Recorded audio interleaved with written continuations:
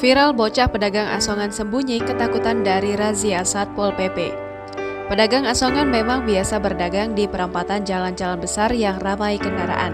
Tampak dalam video tersebut ada 4 anak yang berdagang asongan sedang sembunyi di deretan motor parkir.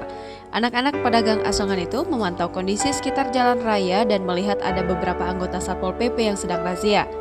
Wajah anak-anak pedagang asongan itu tampak cemas dan ketakutan. Dagangan yang mereka tawarkan tampak beragam mulai dari tisu dan minuman.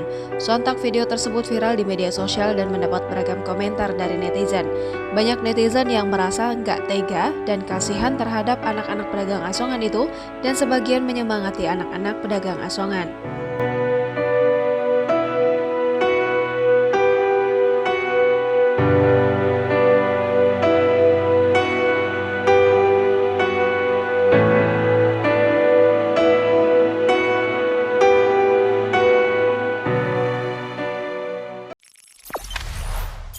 Jangan lupa subscribe, share, komen, dan like ya!